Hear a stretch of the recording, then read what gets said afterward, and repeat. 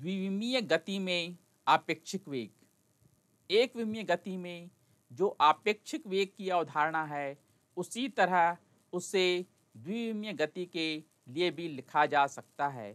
माना कि दो पिंड जिनके वेग धरती के सापेक्ष va और vb हैं, तो b के सापेक्ष a का आपेक्षिक वेग और a के सापेक्ष b का आपेक्षिक वेग किस प्रकार से निकालेंगे, आइए अब हम देखते हैं। तो b के सापेक्ष a का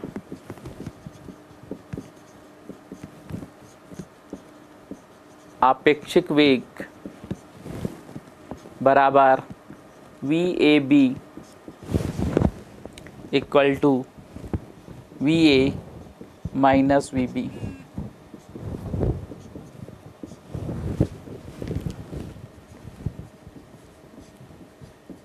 इसी तरह A के सापेक्ष B का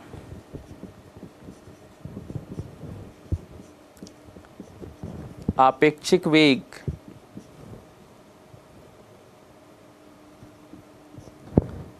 बराबर VBA equal to VB minus VA।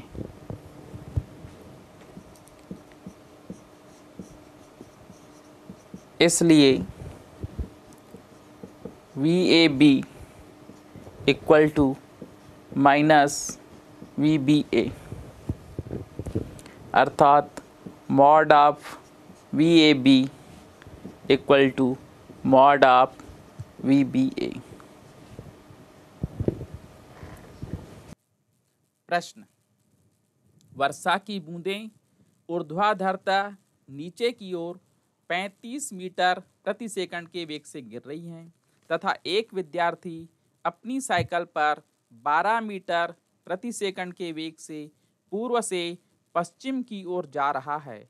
उसे वर्षा से बचने के लिए छाता किस दिशा में लगाना चाहिए?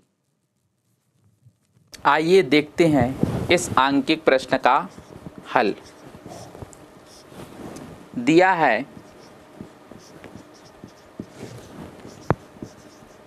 वर्षा की बूंद का वेग, velocity of rain drop VR equal to 35 metre पर सेकंड।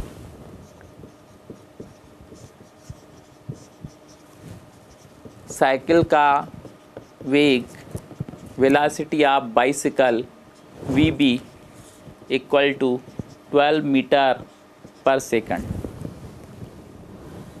इसे विद्यार्थी चला रहा है। ये दोनों वेग धरती के सापेक्ष हैं।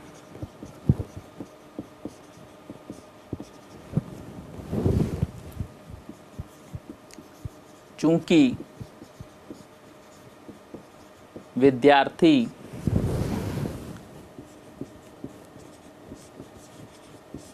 साइकिल चला रहा है, अतः वर्षा का वेग वह जो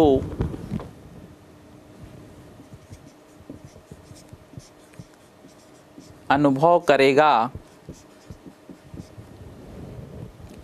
वह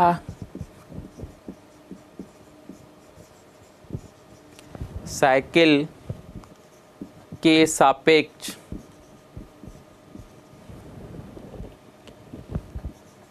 वर्षा के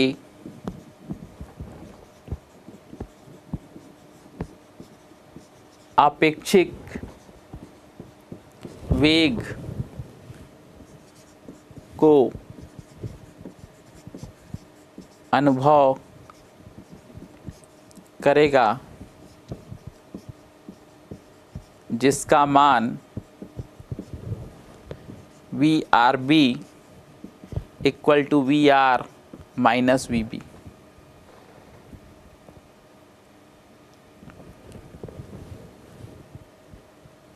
ये हमारी दिशा है, नॉर्थ से साउथ, ये ईस्ट से वेस्ट है। प्रश्न में दिया है साइकिल सवार पूरब से पश्चिम की ओर जा रहा है, तो ये साइकिल सवार की वेलोसिटी हो गई पूरब से पश्चिम। वर्षा की बूंद ऊर्ध्वाधर तक नीचे गिर रही है, तो ये वेलोसिटी ऑफ रेन हो गई। ये यहाँ से जा रहा है, तो इसका परिणामी निकालेंगे। समानांतर चतुर्भुज का विकर्ण बना दिया, ये विकर्ण इसके परिणामी वेग को बता रहा है, जिसको हम VRB कहेंगे।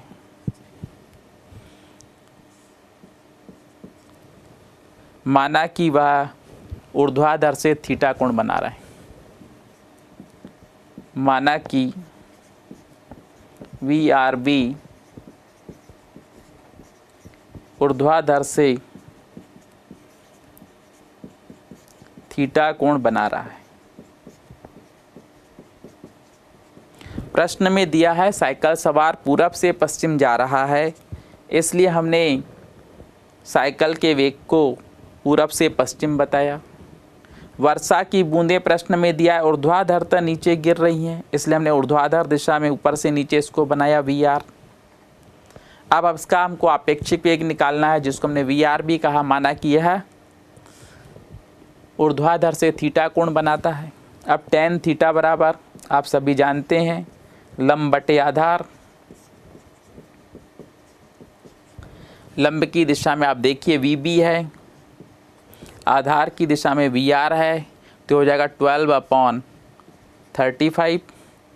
तो 12 को 35 से डिवाइड करेंगे आप 0.343, इसलिए theta equal to tan inverse 0.343।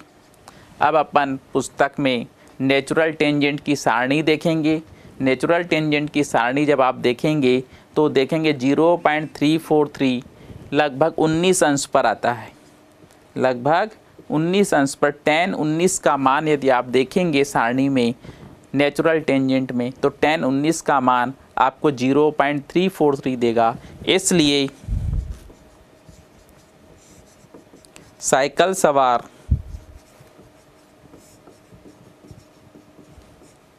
ऊर्ध्वाधर से 19 डिग्री का कोण बनाते हुए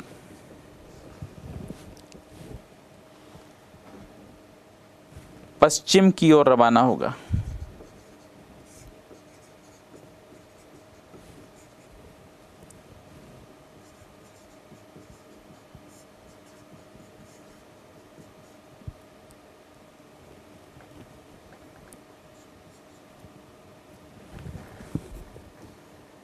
तो 90 डिग्री जा रहा है। समतल में गति के अभ्यास के प्रश्न।